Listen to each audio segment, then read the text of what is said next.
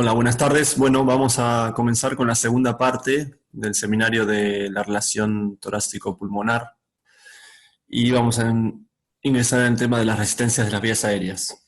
Vamos a hacer un repaso de lo evaluado en la seminario anterior. Vimos que la curva de compliance o de distensibilidad pulmonar se podía construir a partir de la evaluación de los cambios de volumen pulmonar en relación con los cambios de presión, ¿verdad? Vemos que tenemos el porcentaje de capacidad pulmonar total, o sea, volumen pulmonar, y las diferencias de presión medidas en centímetros de agua, que habíamos visto que hay diferentes unidades para poder evaluarlo. El sistema torácico pulmonar se compone a través de dos tejidos elásticos, como son la pared torácica y el pulmón, que la pared torácica tiende a expanderse y su estado de equilibrio es el 70% de la capacidad pulmonar total, y el pulmón es un tejido elástico que tiende a colapsar, a tener un volumen cero, gracias a la tensión superficial de los alvéolos y la composición histológica del parénquima pulmonar. Pero como estos dos componentes están unidos, el punto de equilibrio es la capacidad residual funcional, e imprimiendo un trabajo, una fuerza sobre ese equilibrio, al romperse, es como desarrollamos los trabajos de inspiración y luego expiración. Entonces, como ya repetimos muchas veces, la capacidad residual funcional, que es equivalente a 2.400 mililitros, es el punto de reposo ventilatorio, ¿sí? Donde el sistema tóraco-pulmonar se encuentra en equilibrio. Y habíamos mencionado muchas veces que con la glotis abierta y si no hay movimiento de aire, ¿sí? Es una situación en evaluación estática, las presiones en todas las partes del árbol respiratorio, inclusive los alvéolos, son iguales, o sea, no hay diferencias de presión y la presión de referencia es 0 centímetros de agua. Entonces, las fuerzas elásticas pulmonar y torácica, que ya vimos de qué dependían, son de la misma magnitud, pero de diferente sentido, y es por eso que el sistema se encuentra en equilibrio. Tratemos de comprender o de ingresar hacia la fisiopatología de algunos trastornos respiratorios, que como podría ser algo muy común, que es el enfisema. El enfisema es el daño anatomopatológico que genera el cigarrillo en el pulmón. Y eso se traduce o se explica simplemente por la destrucción de paredes alveolares. O sea, un pulmón enfisematoso es un pulmón que tiene menos unidades alveolares. Destrucción de las paredes alveolares, ¿sí?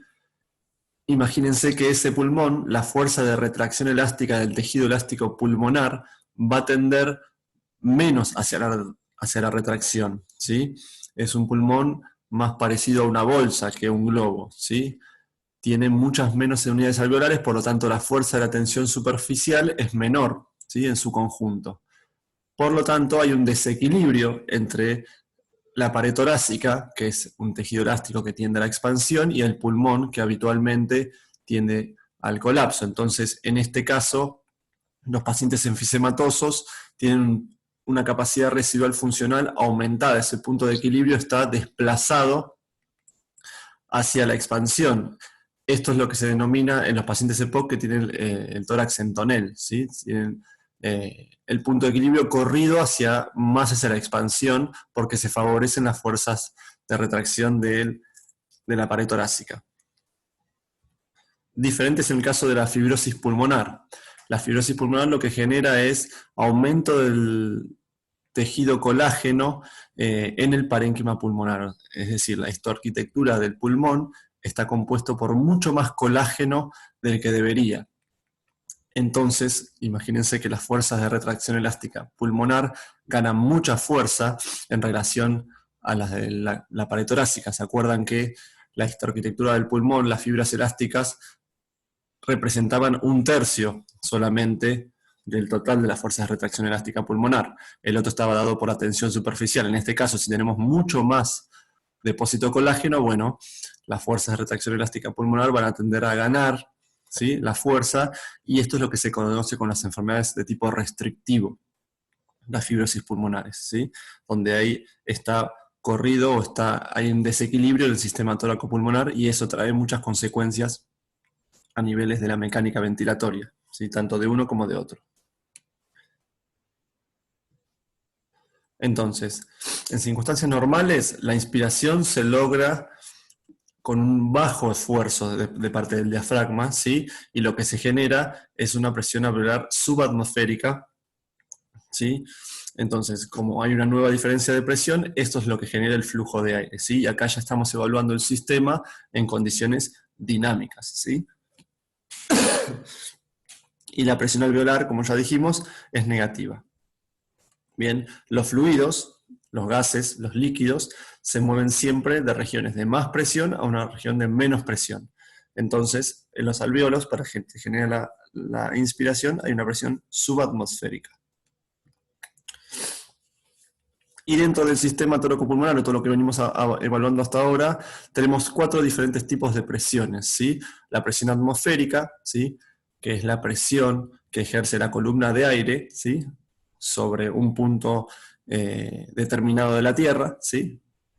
La presión alveolar, que es la presión que hay dentro de los alvéolos, la presión pleural y la presión transpulmonar, ¿sí? Entonces, como ya habíamos repasado en la charla anterior, la presión pleural en condiciones del ciclo respiratorio normal es siempre negativa, ¿sí? Ya habíamos visto por qué es negativa, porque hay una succión permanente de parte de los linfáticos, y aparte que une dos componentes elásticos del sistema que tienen fuerzas distintas. Entonces la presión que queda entre las pleuras es negativa. Se vuelve más negativa, ¿sí? Cuando tenemos la inspiración, ¿sí? Donde el diafragma desciende, ¿sí? Tironea de la pleura parietal, y eso genera la presión subatmosférica que genera la inspiración. Entonces la presión pleural siempre es negativa en un ciclo respiratorio normal, y como vemos, y como ya dijimos, para que haya un movimiento de aire, tiene que haber unas diferencias de presión. Entonces la presión alveolar en inspiración es negativa, y luego durante la expiración se vuelve positiva para que haya una diferencia de presión respecto al exterior y sea posible una movilización de aire desde los alvéolos hacia el exterior. Y lo que vemos en el medio es lo que significa es la presión transpulmonar. Bien, si a este gráfico le agregamos el movimiento de volumen pulmonar, vemos que con 1 centímetro de agua que se movilice la presión alveolar, se favorece el ingreso de 500 mililitros, que es el volumen tidal, o el volumen corriente, ¿sí? Y la presión pleural, ¿sí? Habitualmente, en situaciones de reposo, es de menos 5 centímetros de agua, y durante la inspiración se dice que baja a menos 7,5 centímetros de agua, ¿sí? Entonces, la presión transpulmonar es la diferencia de presión que hay entre la presión alveolar y la presión pleural, ¿sí? Esto en sí, esta diferencia, representaría de forma más fidedigna las fuerzas de retracción elástica pulmonar, ¿sí? La fuerza que tiene todo el tiempo el pulmón para tender hacia el colapso, ¿bien? Un pulmón más expandido, ¿sí? Tiene mayor fuerza de retracción elástica, se aleja más desde el punto de su equilibrio individual, más lejos de los 0 mililitros que le corresponderían a su equilibrio. Espero que se entienda. Entonces acá vemos, ¿sí? La presión transpulmonar en ciertos momentos del ciclo respiratorio aumenta y disminuye, ¿sí? Pero representa, o el concepto que ustedes tienen que saber es que la presión transpulmonar es la diferencia de presión entre la presión alveolar y la presión pleural, ¿sí? Que la pleural siempre es negativa en el ciclo respiratorio normal, y la presión alveolar es negativa en la inspiración y se vuelve positiva en la expiración. Aquí vemos este gráfico que tenemos, como ya dijimos, hay varias unidades de mediciones de la presión, y sabemos que tenemos que la presión de medición se puede, valores absolutos, por ejemplo en milímetros de mercurio, ¿sí? Que el 0 de la presión a 0 centímetros de agua que tomamos como parámetro, eso representa 760 milímetros de mercurio, ¿sí? Y algo que vamos a continuar en el próximo seminario es la diferencia entre la relación entre la ventilación y perfusión, ¿sí? Lo que vemos acá es que si bien nosotros siempre evaluamos y decimos desde el inicio que la presión pleural en el ciclo respiratorio normal es negativa, la presión intrapleural, ¿sí? Vemos, como en el gráfico en la parte derecha, que y la parte izquierda también, que de acuerdo a la zona del pulmón que consideramos, esta presión es diferente, tiene diferente valor, no es siempre igual. Esto se debe básicamente al peso de las estructuras anatómicas que está dentro del sistema, ¿sí? El peso del pulmón